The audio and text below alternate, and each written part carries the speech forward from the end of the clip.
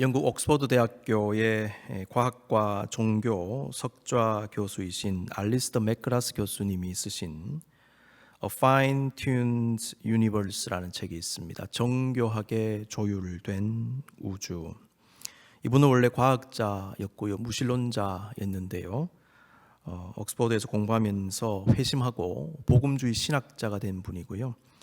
자기의 이 두 가지 전공을 살려서 과학과 신학을 접목시켜서 연구하고 있는 굉장히 중요한 지금 일을 하고 있는 학자입니다. 저자는 이 책에서 자연에 대한 연구를 통하여서도 하나님의 존재를 발견하고 하나님을 탐구할 수 있다라고 말하는, 소위 말하는 이 자연신학, Natural Theology에 대해서 논하면서 삼위일체론적 방법론을 제안하고 있습니다. 아울러 저자는 신학과 과학은 서로 상반된 학문이 아니라 연결되어 있고 충분히 대화가 가능하며 신학과 과학의 접목을 통하여 매우 중요한 신학적 발견과 이해를 가질 수 있다라고 주장을 합니다. 신학적 안목을 가지고 과학적 연구를 들여다보았을 때 그 과학적 발견을 통해서 신학적 이해를 가질 수 있다라고 이해한다라는 것이죠. 이 책이 담고 있는 여러 가지 복잡한 내용들이 많은데요. 그 가운데 오늘 말씀과 관련해서 제가 주목하고 싶은 것 두 가지만 꼽자면 다음과 같습니다. 저자는 삼위일체 하나님의 흔적이 자연 만물에 깃들어 있다라고 논증한다는 것, 그리고 저자가 소개하는 성 어거스틴의 이 창조에 대한 이해입니다. 조금 구체적으로 말씀을 드리겠습니다. 삼위일체 하나님의 흔적이 창조 세계에 드러난다는 것은요, 사실 신학적으로 여러 가지 방법으로 묘사할 수 있는데요. 그 중에 하나는 삼위일체 하나님의 속성이 드러난다는 것입니다. 삼위일체 하나님은 말 그대로 위격이 세 개이지만 본질은 하나이시죠. Three persons and one substance입니다. 세 위격의 한 본질.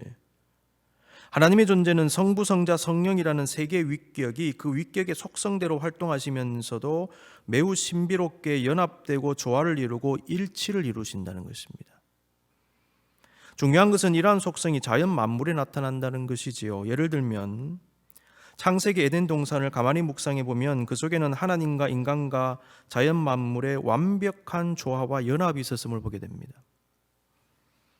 비록 인간이 타락하여 하나님의 형상이 파괴되고 스스로 하나님을 알 수 있는 능력을 상실했지만은 그가 주의 은혜로 구원받고 하나님의 형상을 회복하게 되면 하나님에 대한 영적 인식 능력이 회복이 됩니다. 그래서 우리가 하나님을 안다라고 얘기하기 시작하는 것입니다. 가장 중요하게는 성경을 통하여 하나님 알 수 있지만은 믿음의 사람은 창조 세계 속에 나타나는 하나님의 흔적을 발견하기 시작합니다. 여러분, 그래서 자연을 보면서 그냥 자연이 아름답다라고 이야기하지 않고 하나님의 아름다움을 이야기하기 시작합니다. 그리고 자연 속에서 그 하나님을 찬양합니다. 우리 주일문 집사님 특송 은혜 받았습니다. 자연 속에서 발견하는 하나님의 역사 아닙니까? 하나님의 존재입니다. 주 하나님 지으신 모든 세계 내 마음속에 그리워 볼 때 주님의 높고 위대하심을 내 영혼이 찬양하네. 자연을 통해서 하나님을 찬양합니다. 자연에 깃든 하나님을 발견하기에 자연을 통해서 하나님을 찬양하게 된다는 것입니다. 하나님과 나와 자연의 영적 연합을 보게 되지요. 삼위일체 하나님의 완벽한 존재론적 연합과 조화의 속성이 하나님과 성도들 사이에, 그리고 하나님과 성도와 창조 세계의 관계 속에서도 그대로 드러난다는 것입니다. 두 번째로 저자에 따르면 어거스틴은 태초에 하나님이 천지를 창조하셨다라고 하는 창세기 1장 1절의 표현을 해석하면서 하나님의 창조에는 두 순간이 있다라고 이해했습니다. In the beginning God created the heavens and the earth 그랬는데 영문을 보면 God created라고 되어 있어요. 하나님이 창조하셨다. 근데 어거스틴이 이것을 어떻게 해석했냐면 창조의 순간에는 두 가지가 있다라는 것이죠. 그것은 첫 번째의 창조의 행위와 함께 그 이후에 계속해서 섭리에 따라 피조물을 인도해 가는 과정으로서의 또 다른 창조의 행위가 있다라고 이해했다는 것입니다. 어거스틴은 이것을 씨앗 같은 원리들이라고 표현했습니다. 하나님은 창조하실 때 어떤 씨앗 같은 질서의 원리들을 심어 놓으셨고 하나님의 섭리와 인도하심 가운데 창조 세계가 계속 적절한 형태로 발전했다라고 믿었다는 것입니다. 그 모든 것이 하나님의 창조의 역사라는 것입니다. 요약하면 연합의 속성과 지속적인 성장과 발전의 모습입니다. 연합, 성장입니다. 오늘 본문에 기록된 교회 본질을 가만히 들여다보시면 이 두 가지의 영적 요소가 있음을 발견하게 됩니다. 교회는 그리스도의 몸이며 주님과 성도 사이 그리고 성도와 성도 사이에 신비한 연합이 이루어져 있습니다. 그렇죠. 그리고 이 연합의 상태에서 교회는 지속적으로 성장합니다. 말씀 볼까요? 21절. 그의 안에서 건물마다 서로 연결하여 주 안에서 성전이 되어가고 그랬습니다. 오늘은 위에서 언급한 두 가지 개념을 염두에 두고 본문을 묵상하면서 그리스도의 몸이자 성전된 교회의 또 다른 본질을 발견하고 우리의 삶에 적용해 보기를 원합니다. 첫 번째입니다. 모퉁이 돌이 되시는 예수 그리스도입니다. 20절 말씀. 너희는 사도들과 선지자들의 터 위에 세우심을 입은 자라. 그리스도 예수께서 친히 모퉁이 돌이 되셨느니라 그랬습니다. 모퉁이 돌은 기초가 되는 돌입니다. 기초석을 모퉁이 돌이라고 얘기합니다. 건축물의 기초가 되는 돌은 매우 중요하지요. 예수 그리스도는 자신의 몸인 교회 그리고 성령의 전인 교회의 기초석이 되신다. 모퉁이 돌이 되신다는 것입니다. 사도들과 선지자들의 터라는 표현이 나오는데요. 사도들과 선지자들이 전한 예수 그리스도를 얘기하는 것입니다. 사도들과 선지자들이 예수 그리스도를 전했지요. 그 예수 그리스도라고 하는 터를 얘기하는 것입니다. 터는 기초입니다. 파운데이션입니다. 교회는 예수 그리스도라고 하는 터, 기초 위에 서 있습니다. 이때의 기초는 예수 그리스도 자체를 의미하기도 하면서 동시에 예수님이 전한 말씀을 의미하기도 합니다. 본문에서 사도들이라고 하는 것은 신약에서 말씀을 전하는 사람들로 이해할 수 있고요. 그리고 선지자들은 구약에서 말씀을 전하는 사람들로도 이해할 수 있습니다. 그래서 신약의 말씀, 구약의 말씀 위에 서 있다 이렇게도 이해가 가능하고요. 또 어떤 학자들은 사도들이란 예수님의 12제자 출신 우리가 아는 그 사도들을 얘기하는데 선지자들이라고 했을 때는 신약 시대에 활동했던 선지자들이라고 이해하는 학자들도 있습니다. 신약 성경 보시면 선지자라고 하는 표현이 나옵니다. 실제로. 그래서 많은 학자들이 지금은 존재하지 않는 어떤 직분으로서 잠시 잠깐 존재했던 직분으로서의 선지자를 의미하는 것으로 이해하기도 합니다. 근데 중요한 게 뭐냐 하면 그들이 전한 말씀이 중요한 것이죠. 그 위에 교회가 섰다라는 것입니다. 그 말씀은 하나님 말씀, 주님 말씀입니다. 교회는 하나님 말씀 위에 서 있습니다. 말씀이 선포됩니다. 말씀이 이끌어가는 공동체입니다.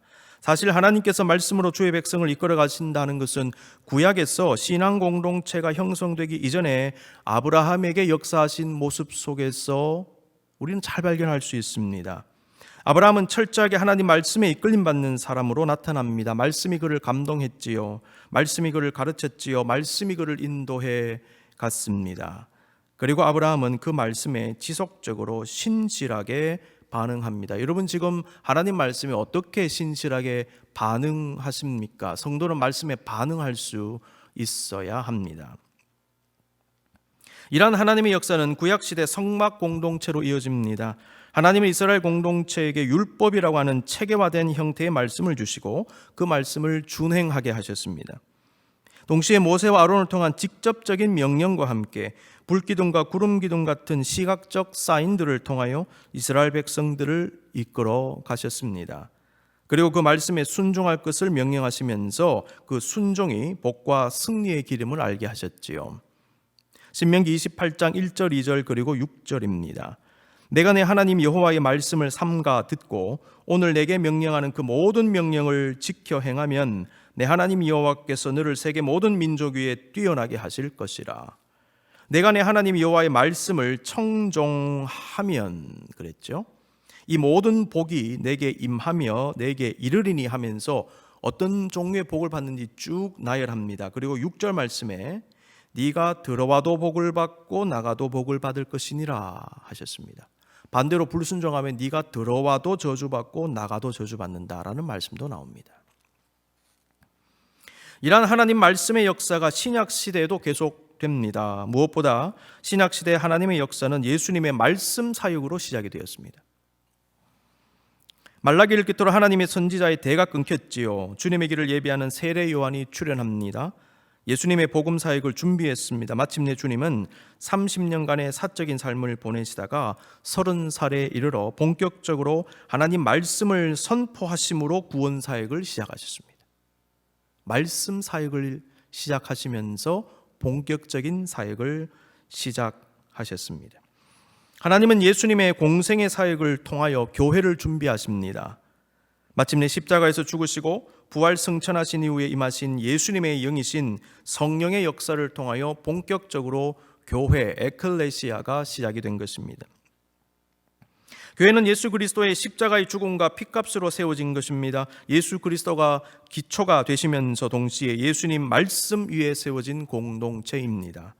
그리고 지금도 하나님은 교회 공동체에 말씀을 선포하십니다.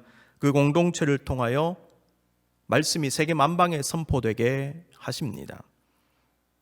성경은 주님 말씀을 진리라고도 선언하지요. 그러므로 말씀 위에 세워진 공동체인 이 교회는 진리의 공동체다, 이렇게 말씀드릴 수 있겠습니다. 디모데전서 3장 15절입니다. 만일 내가 지체하면 너로 하여금 하나님의 집에서 어떻게 행하여야 할지를 알게 하려 함이니 이 집은 살아계신 하나님의 교회요 진리의 기둥과 터니라. 진리는 하나님 말씀이며 그리스도와 그리스도께서 가르치신 구원의 복음을 의미합니다. 바울은 교회를 주님의 말씀과 복음의 기둥과 터다, 이렇게 표현했습니다.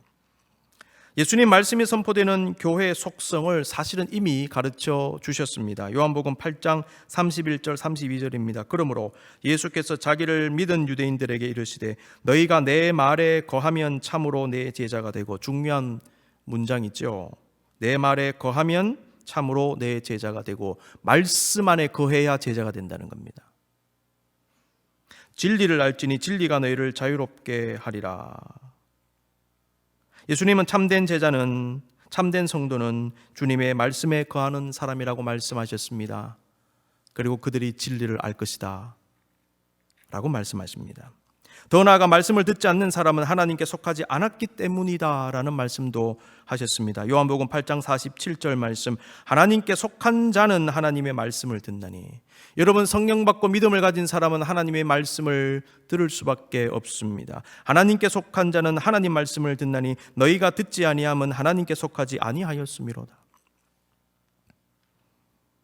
예수님은 이 사실을 양들이 자기 목자의 음성에 반응하는 현상을 가지고 말씀하십니다. 요한복음 10장 3절 말씀, 문지기는 그를 위하여 문을 열고 양은 그의 음성을 듣나니 그랬습니다. 그가 자기 양의 이름을 각각 불러 인도하여 내느니라. 여러분, 성령 받은 믿음의 사람들 본능적으로 하나님 말씀 사모하고 갈급해 할 수밖에 없어요. 여러분이 성령의 역사를 경험하신다면, 여러분에게 믿음이 있으시다면, 여러분 말씀 안 들으면 갈급함이 생길 수밖에 없습니다.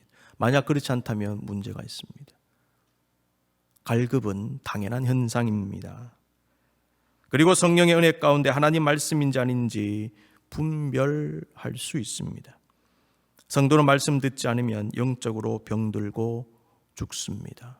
어떤 환경 상황 속에서, 특별히 지금 같은 환경과 상황 속에서 길을 쓰고 말씀을 들으십시오. 그리하면 살 것입니다. 신앙은 말씀을 통하여 생겨난다 그랬습니다. 로마서 10장 17절 말씀, 그러므로 믿음은 들음에서 나며.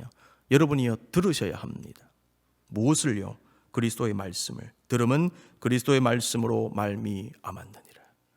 자녀에게 말씀을 들려주십시오. 여러분이 들으셔야 됩니다. 마음이 듣고 영혼이 들을 수 있어야 합니다. 신앙이 생성됩니다. 그리고 그 신앙과 경건이 말씀을 통하여 자라나기 시작합니다. 디모데전서 6장 3절 4절 말씀, 누구든지 다른 교훈을 하며 바른 말 곧 우리 주 예수 그리스도의 말씀과 경건에 관한 교훈을 따르지 아니하면 어떻게 됩니까? 그는 교만하여 아무것도 알지 못하고 변론과 언쟁을 좋아하는 자니 이로써 투기와 분쟁과 비방과 악한 생각이 난다 그랬습니다.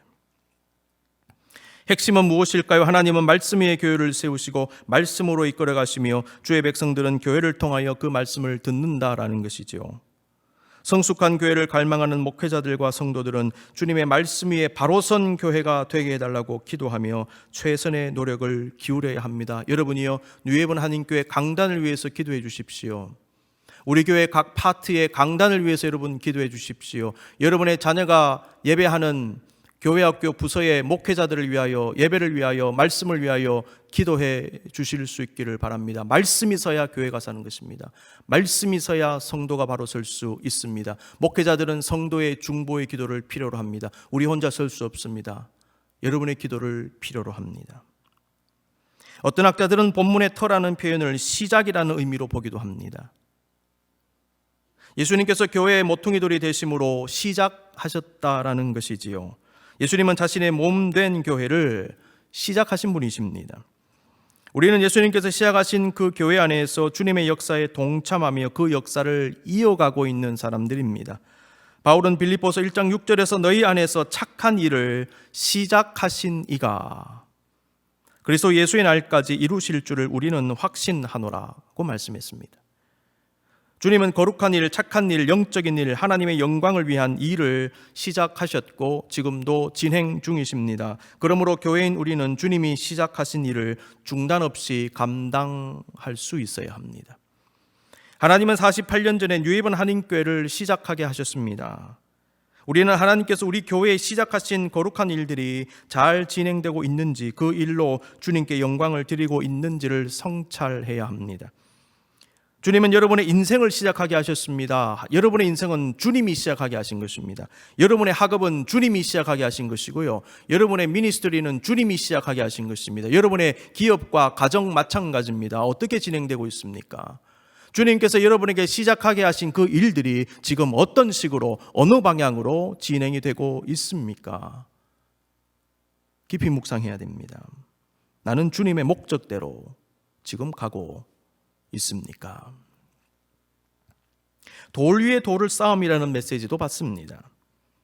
모퉁이 돌은 말 그대로 기초가 되는 돌이지요. 그런데요, 가만히 묵상해 보면 예수님이 모퉁이 돌이 되신다는 말은 그 위에 돌을 쌓아야 한다는 것을 전제로 하는 것입니다. 모퉁이 돌을 쌓는 이유는 그 위에 돌을 쌓기 위함이지요. 그 위에 돌 안 쌓는데 모퉁이 돌 쌓을 이유가 없습니다.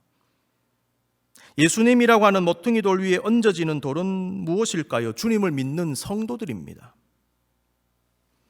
성도는 주님의 몸된 교회의 지체이지요. 그러므로 성도는 예수님이라고 하는 모퉁이 돌 위에 얹어지는 또 하나의 돌로 이해할 수 있다는 것입니다.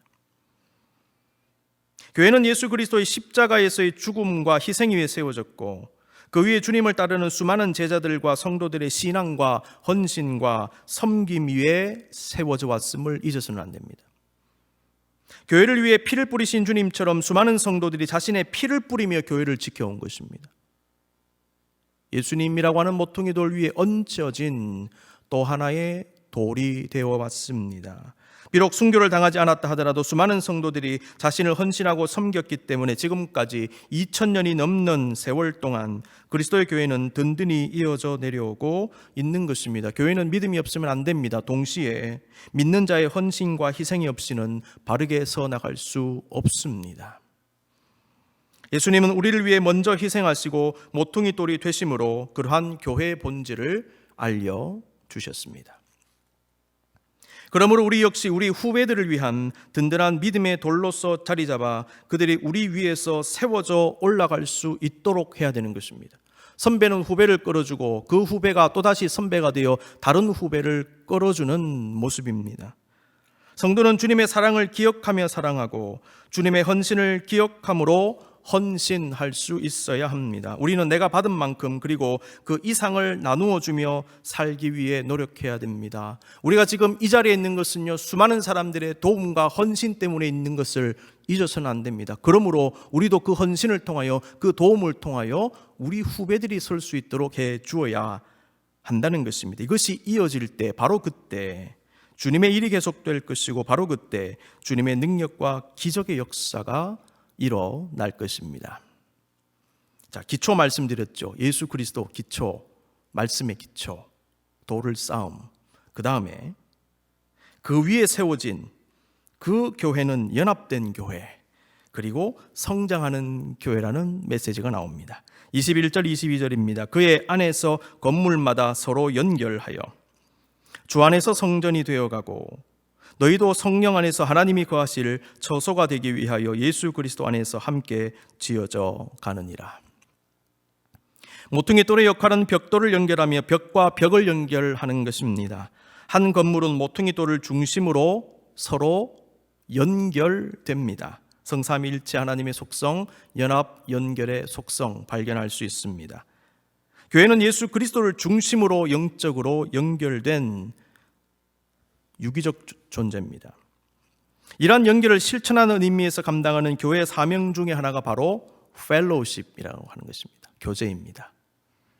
교회에서 예배 후에 식사를 하며 함께 교제하는 것은 성도들이 그리스도 안에서 연결 그리고 연합되어 있음을 몸으로 드러내고 실천하는 것이지요. 그리고 도울 수 있는 만큼 다른 사람 돕고 다른 교회 돕는 것 역시 연합의 모습을 실천하는 것입니다. 교회는 거룩한 연결 혹은 연대의 속성을 가지고 있습니다. 우리 장로교회에서 강조하는 교회 정신 중에 하나는 커넥셔널리즘입니다. 연대주의. 이것은 다른 교파도 마찬가지입니다. 교회 구성원은 서로 연결되어 있다는 것이고요. 교회와 교회가 연결되어 있다는 것이고, 궁극적으로 이 땅에 있는 모든 교회가 주님과 연결, 그리고 서로 연결되어 있다는 개념입니다. 커넥셔널리즘. 여기서 우리는 삼위일체 하나님의 본질적 속성을 발견합니다. 아울러 교회가 그리스도의 몸이라는 개념 자체가 커넥셔널리즘을 품고 있습니다. 몸이기 때문에 연결될 수밖에 없지 않습니까? 우리는 이러한 연대주의라고 하는 교회 정신을 가지고 세상으로 나아가 선교하고 구제하고 봉사하며 돌보는 것입니다. 오늘 본문은 서로 연결하여 라는 표현을 통하여 교회의 중요한 본질 중에 하나를 깨닫게 합니다. 그런데요, 연결된 교회가 성전이 되어간다라는 표현이 나옵니다. 우리는 먼저 성전이 되어가고라는 표현에 주목해야 됩니다. 우리가 이미 나누었듯이 바울은 고린도전서 3장 16, 17절에서 교회는 하나님의 영이 거하시는 성전이라고 했지요. 그 성전은 22절 말씀 보시면 성령 안에서 하나님이 거하실 처소라고 표현이 되어 있습니다. 중요한 것은요, 교회가 하나님의 영이 거하시는 성전이 되어 간다라는 것입니다. 되어 가고라는 표현을 그리스 문법적으로 분석하면 완성을 향해 계속 지어져 가고 있는 과정 중에 있다라고 볼 수 있습니다. being built입니다. 진행형인데 수동 진행형입니다. being built. 계속 지어져 가고 있다라는 것입니다. 주님은 우리를 믿음의 사람으로 부르시어 날이 갈수록 주님이 원하시는 성도와 제자로 키워가고 계시는 중이십니다.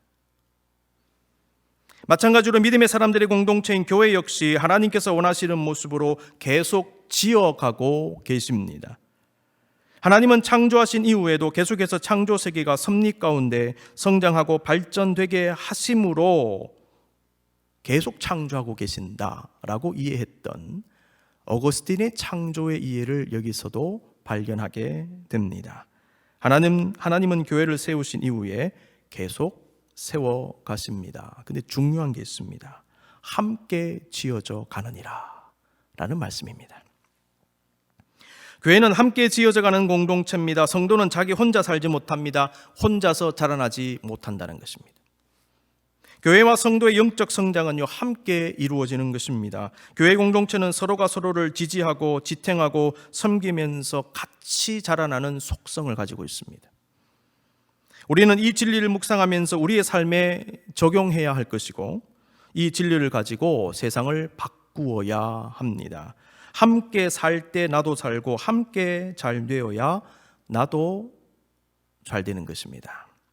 그런데 많은 사람들이 남과 공동체가 잘 되는 것과 나 자신이 잘 되는 것이 무슨 상관이 있느냐라고 생각하는 경향이 있습니다. 심지어 극단적으로는 내가 올라가기 위해서는 남을 밟고 올라서야 한다라고 생각하죠. 그래서 내가 살기 위해 남에게 해코지를 할 수도 있고 짓밟는 행동을 서슴없이 합니다. 지금 우리 그거 보고 있습니다. 여러분, 그러나 그것은 오산입니다. 성경은 그렇게 가르치지 않습니다. 우리는 살면서 남이 죽으면 사실은 나도 죽는다는 것을 지금 경험하고 있습니다. 여러분 인생 속에서요, 공동체가 죽고 다른 사람이 죽으면 사실은 나중에는 나도 죽는다는 것을 경험하게 됩니다. 아닌 것 같지요. 그런데요, 사실 같이 잘 될 때 나도 잘 되는 것입니다. 지금 인류가 회복해야 할 중요한 가치 중에 하나는 저는 상생이라고 생각을 합니다. 근데 지금 인류는 상생의 가치를 잃어버리고 있습니다. 같이 망하고 있습니다. 오병이의 기적은 한 아이가 예수님께 드린 보리떡 5개와 물고기 2마리에서 시작이 되었습니다. 여러분 가만히 한번 생각해 보십시다. 그 아이는요, 사실 자기가 먹을 것을 포기하고 예수님께 드린 거예요. 우리는 드림에 대해서 많이 묵상했지요. 그런데 그 이전에 포기에 대해서도 알아야 된다는 겁니다. 그 아이가 보리떡과 물고기 얼마 되지 않는 그거 포기하지 않았으면 드릴 수 없었어요. 여러분 진정한 헌신이 있기 위해서는요, 포기가 선행이 돼야 됩니다. 포기하지 않으면 헌신이 안 됩니다. 주님은 그것을 가지고 남자만 5,000명인 사람들이 배부르게 먹고도 12광주리가 남는 기적을 행하셨지요. 그곳에 있는 모든 사람들이 배부르게 먹었습니다. 그 배부른 사람들 중에 누가 있었을까요? 그 아이가 있었습니다. 그 아이는 자기가 예수님께 드린 것보다 훨씬 더 많은 떡과 물고기를 먹었을 것입니다. 조금 들었는데 실제로 먹게 된 것은 더 많았다는 것입니다. 아이가 무슨 생각을 가졌을까요? 여러분 이것이 바로 천국의 원리라는 것입니다. 나만 먹기 위해 움켜쥐면 그것만 먹거나 아니면 아예 못 먹었을 수도 있습니다. 그 아이가 그거 가지고 왔는데 아무도 먹는 사람이 없고 먹을 것도 없는데 다른 사람들 앞에서 그거 꺼내놓고 먹었겠습니까? 못 먹었을 거예요. 가지고 있으면서도 굶는 겁니다. 이게 인생입니다. 가지고 있으면서도 굶는 인생. 그런데 그것을 드렸을 때, 그리고 함께 먹자고 할 때, 그때 다 같이 먹게 될 뿐만 아니라 혼자 먹는 것보다 더 많이 먹게 된 것입니다. 너도 먹고 나도 먹고 우리가 먹고 나도 먹고. 우리가 가끔씩 하는 이 팟럭으로 파티를 할 때 이것을 경험하게 됩니다. 성경은 함께 잘 되면 나도 잘 되고 남이 살면 나도 산다라는 것을 가르쳐 줍니다. 자연과 인간의 관계도 마찬가지입니다. 인간이 좀 더 유익을 얻기 위해서 자연을 무시하고 파괴하지요. 조금 더 유익을 얻는 것 같아요. 그런데 일정 시간이 지나면 인간이 죽어가는 것입니다. 왜냐하면 소스가 자연에 있는데 그 자연을 파괴하면 소스가 없잖아요. 소스가 고갈되기 시작하면 결국 인간은 죽는 것입니다. 그래서 좀 힘들지만 자연을 살리고 투자하면 나중에는 결국 인간이 살아나는 거예요. 이 원리를 빨리 깨달아야 합니다. 그러므로 함께 지어져 가느니라 라고 하는 말씀은 교회의 본질을 알게 하면서 동시에 내가 속한 공동체에서의 나의 모습, 그리고 우리가 속한 사회가 어떤 모습이어야 하는지를 깊이 깨닫게 합니다. 함께 지어져 가느니라. 공동체가 잘 되면 사실은 내가 잘 되는 겁니다. 우리가 잊어서는 안 되는 것이 있습니다. 그 모든 것이 주님 안에서 이루어진다는 겁니다. 그래서 바울은 반복적으로 말합니다. 주님 안에서. 말씀 볼까요? 그의 안에서 건물마다 서로 연결하여 주 안에서 성전이 되어가고 너희도 성령 안에서 하나님이 거하실 처소가 되기 위하여 그리스도 예수 안에서 함께 지어져 가느니라. 짧은 2구절 말씀인데 안에서라는 말씀이 4번이나 나옵니다. 하나님은 우리를 주 안에서, 주의 품에서 마치 엄마가 아기에게 하듯 먹이시고 키우신다는 것입니다. 그리고 성도는 주 안에서, 그리고 교회 공동체 안에서 주님의 생명과 치유와 회복과 성숙의 역사를 경험합니다. 여러분이요, 그래서 좋은 공동체가 중요합니다. 여러분의 인생을 바꿀 수 있습니다. 성령님은 교회에 임재하셔서 마치 온몸에 피가 돌듯이 주님의 몸에 속한 우리 가운데 임재하시고 순환하시고 운행하시는 역사를 거듭하십니다. 피가 돌듯이 성령의 역사로 여러분을 살아나게 하는 것입니다. 그것을 통해 끊임없이 우리를 사랑하시고 품으시고 만드시며 이 험한 세상 속에서 승리하게 하시는 것입니다. 그러므로 교회가 중요합니다. 그러므로 교회 공동체를 사모하고 사랑하며 그 속에 계신 주님을 바라보며 붙잡고 나아가야 합니다. 생명줄입니다. 다윗은 자신을 해하려고 하는 수많은 사람들의 공격을 받는 엄청난 환난 가운데서 그 어려움을 어떻게 이겨내었는지를 시편 27편에 담아 놓았습니다. 27편 가운데 우리의 주목을 끄는 구절이 나옵니다. 그것은 바로 하나님이 임재하시는 성전을 사모하고 그 속에 계신 주님을 사모한 것입니다. 시편 27편 4절입니다. 내가 여호와께 바라는 한 가지 일이라 그랬습니다. 그것을 구하리니 곧 내가 내 평생에 여호와의 집에 살면서 여호와의 아름다움을 바라보며 그의 성전에서 사모하는 그것이라. 부귀와 영화가 아닙니다. 물질이 아닙니다. 대단한 성공이 아닙니다. 내가 주여 한 가지 사모하는 게 있습니다. 바라는 게 있습니다. 내 평생에 여호와의 집에 살면서 그 성전 사모하고 하나님 사모하며 살기를 원합니다. 다윗은 자신의 평생의 소원이 바로 그거였다는 거예요. 극심한 환난 중에서도, 갖가지 삶의 어려움 중에서도, 화살이 빗발치듯 하는 공격과 위협 속에서도 아랑곳하지 않고 오직 여호와께서 계신 성전 사모하며 그 성전에서 하나님께 집중하고 사모하며 평생을 그렇게 살기를 바랬던 다윗의 모습, 그리고 그 속에서 위로받고 소망과 용기를 회복했던 다윗의 모습을 기억하십시다. 여러분이요, 주님께서 세우신 교회는 그만큼 중요합니다. 사랑하는 성도 여러분, 힘들고 어려울수록 다윗이 가졌던 주의 성전, 교회를 향한 마음을 회복해야 합니다. 신앙이 흔들릴수록 각박한 현실 속에 상실감을 느끼고 외롭고 곤고함을 느낄수록 한 분 성령님을 통해 하나의 믿음으로 묶어주시고 연합하게 하신 주님을 기억하며 위로를 받으실 수 있기를 바랍니다. 여러분이 우리는 혼자가 아닙니다. 우리는 혼자가 아닙니다. 우리는 하나님께서, 성령께서 연합시켜 주신 존재들입니다.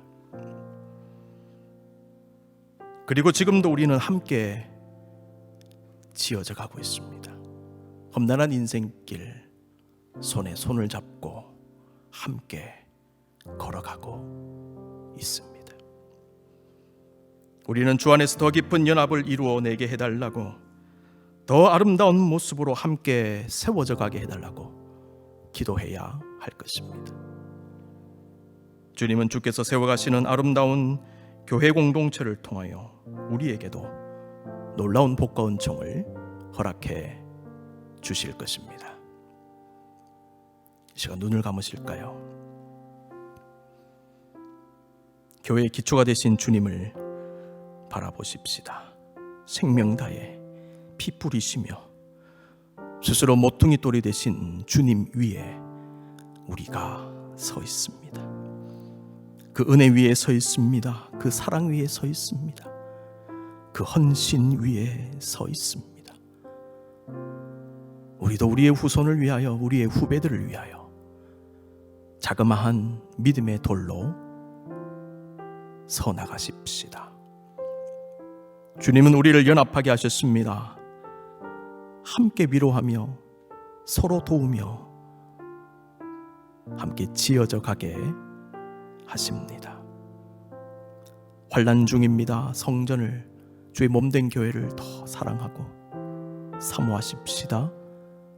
그 속에 임하여 계신 우리 주님을 각자의 처소에서나마 바라보고 사모하심으로 위로받으시고 은총 가운데 거하실 수 있기를 기원합니다.